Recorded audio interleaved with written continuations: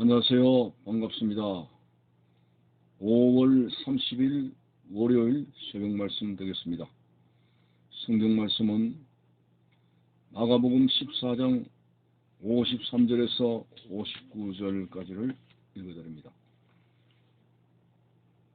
그들이 예수를 끌고 대제사장에게로 가니 대제사장들과 장로들과 서기관들이 다 모이더라. 베드로가 예수를 멀찍이 따라 대제사장의 집들 안까지 들어가서 아랫사람들과 함께 앉아 불을 쬐더라. 대제사장들과 온 공회가 예수를 죽이려고 그를 칠 증거를 찾되 얻지 못하니 이는 예수를 쳐서 거짓 증언하는 자가 많으나 그 증언이 서로 일치하지 못함이라. 어떤 사람들이 일어나 예수를 쳐서 거짓 증언하여 이르되 우리가 그의 말을 들으니 손으로 지은 이 성전을 내가 헐고 손으로 짓지 아니한 다른 성전을 사흘 동안에 지으리라 하더라 하되 그 증언도 서로 일치하지 않더라. 아멘. 예수님을 마침내 죽이려고 무리들이 온갖 말로 고소를 다 하게 됩니다. 53절에 보니까 예수를 끌고 대제사장에게로 가니 대제사장들과 장로들과 서기관들이 다 모였다라고 되어 있습니다. 이 대제사장의 뜰에 예수님을 끌고 가서 이런저런 증거를 대었습니다마는 서로 증거가 일치하지 않았습니다. 그래서 어떤 사람은 거짓 증거를 했습니다. 손으로 지은 이 성전을 내가 헐고 손으로 짓지 아니한 다른 성전을 사흘 동안에 지으리라. 이런 거짓 증언도 막 뱉었습니다. 그 증언도 사람들 간에 일치하지 않더라라고 했습니다. 다시 말해서 예수님은 아무리 털고 털어도 흠 하나 잡을 수 없는 문제 하나 안 나시는 바로 주님의 모습을 볼 수가 있습니다. 요즘은 청문회라고 하는 그 정황을 보게 되면은 대통령이 고관 대작을 임명하기 위해서 국회 청문회에 보냅니다. 국회는 이제 관직에 오를 그 사람의 여러 가지 뒷조사를 해보니 흠이 없는 사람이 없었습니다. 토지가 어떻고 병력 문제가 어떻고 가정 문제가 어떻고 여러 가지 일이 다 사회적으로 저촉이 되는 그런 흠 있는 사람들이 있었습니다. 참으로 정직하게 살아간다는 것이 쉽지 않은 것 같습니다. 오늘 이 말씀에는 정직하게 살고 법에 접촉되지 아니하게 사는 사람들이 드문 것 같습니다. 잠언서 14장에 보면은 미련한 자들은 죄를 가볍게 여겨도 정직한 자에게는 은혜가 있느니라고 하는 말씀을 하셨습니다. 하나님은 정직하게 사는 사람을 붙들어 주시고 하나님 앞에서 숨김없이 살아가는 진실된 자를 하나님이 붙들어 주신다는 말씀을 우리는 알 수가 있습니다. 성경적인 예를 들면은 요셉 같은 경우가 성품이 참 정직합니다. 형들의 눈치를 볼 줄 모르고 그냥 생각에 닿은 대로 바르게 말하는 요셉. 그래서 형들의 잘못을 아버지에게 일일이 구해바칠 때 형들의 미움을 받았고 또 하루는 꿈을 꿨습니다. 형들이여 형들의 볕단이 나의 볕단을 중심으로 절을 하더이다.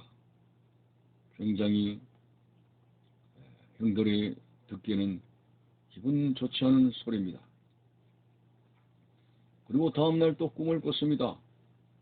형들이여 해와 달과 11별들이 나의 별을 중심으로 절을 하더이다. 이번에는 아버지까지 화를 냈습니다. 뭐 너의 부모님까지 너에게 절을 한다 이거냐? 그렇지만 형들은 시기 질투했으나 아버지는 그 꿈을 마음속에 담아두었다고 하였습니다. 한마디로 요셉은 자신이 가지고 있는 고지 곧대로 이야기를 정직하게 하는 그런 성품이었습니다. 이것들 때문에 형들로부터 많은 어려움을 당했습니다마는, 그러나 하나님께서는 그가 정직하게 말한 꿈대로 요셉을 양떼처럼 인도하셔서 꿈대로 이루어 가시는 하나님의 역사를 볼 수가 있습니다. 성경 역사상 하나님 앞에 바르게 사는 사람이 망했다는 그러한 사실은 없습니다. 다니엘 같은 경우에 얼마나 정직하게 살았는지 털어도 흠이 안 나왔습니다. 그의 출세를 왕의 총애를 시게 하는 신하들이 어쨌든 다니엘의 흠을 잡으려고 애를 썼습니다마는 흠 잡을 데가 없었죠. 그래서 괜히 그가 기도하는 기도의 문제를 가지고 왕에게 송사를 해가지고 결국은 사자굴 속에 던졌지만은, 하나님은 변함없이 하나님 앞에 진실된 마음을 가지고 흠없이 살아가고 정직하게 살아가는 다니엘을 붙들어 주셔서 기도가 중단되지 않는 다니엘을 지켜주셔서 사자굴에 던져서도 사자가 그를 먹지를 못하는 기적이 일어났습니다. 참으로 오늘 우리는 거짓이 팽배하고 수단과 방법을 가리지 않고 출세를 하기 위해서 여러 가지 거짓을 도모하는 오늘날의 세상에 하나님이 인간을 창조했을 때의 원래의 모습은 그런 게 아닙니다. 거짓의 아버지는 사탄입니다. 선악과를 먹으면 하나님처럼 된다고 거짓말을 에덴 동산에 퍼뜨린 그 사탄 마귀가 오늘도 인간의 심성에 들어가서 얼마나 진실되지 못한 여러 가지 사상과 그리고 거짓된 욕심을 우리에게 많이 퍼뜨렸는지, 적어도 우리는 하나님의 선택을 받고 하나님의 말씀대로 살아가는 사람이라면 정직하게 살아가야 된다는 사실을 잊어서는 안 됩니다. 이 정직을 우리는 두 가지로 생각해 봅니다. 물질적으로 하나님 앞에 깨끗해야 된다는 거 명심해야 됩니다. 아간이라든지 이스라엘의 초대왕 사울왕 같은 경우도 물질적으로 거짓되었습니다. 하나님이 취하지 말라고 하는 전리품을 취하고 탐욕을 부려는 결과 그들의 생은 기울어지기 시작했던 사실을 보게 됩니다. 우리가 이 땅에서 살아가는데 하나님 앞에 물질적으로 범죄하지 않는 그런 생활에서 특별히 하나님의 것을 하나님께 돌려드리는 11조의 생활이 명확해야 됩니다. 아나니아와 삽비라 같은 경우도 성령을 속이고 하나님 앞에 물질로 범했은 결과 엄청난 그런 재앙을 만나게 된 것이죠. 우리는 하나님 앞에 물질적으로 정직한가를 내 자신이 살펴야 됩니다. 물질적인 범죄는 상당히 중대한 것이므로 하나님의 진노를 사게 됐다는 사실을 알아야 됩니다. 두 번째로 신앙생활이 하나님 앞에서 진실되어야 됩니다. 바리새인들을 보십시오. 그들의 금식, 그들의 거룩한 기도, 이 모든 것들이 외식이었습니다. 하나님 앞에 하는 것이 아니었습니다. 하나님 앞에는 눈가리만 하고 전부 사람들에게 초점을 맞춰서 하는 그런 가짜 거짓된 신앙생활을 했습니다. 예수님은 그걸 다 들여다보고 계셨죠. 회칠한 무덤이여 독사의 자식들아 외식하는 자여 라고 그들의 중심을 꿰뚫어 예수님께서 신랄하게 책망을 하신 사실이 밝혀졌습니다.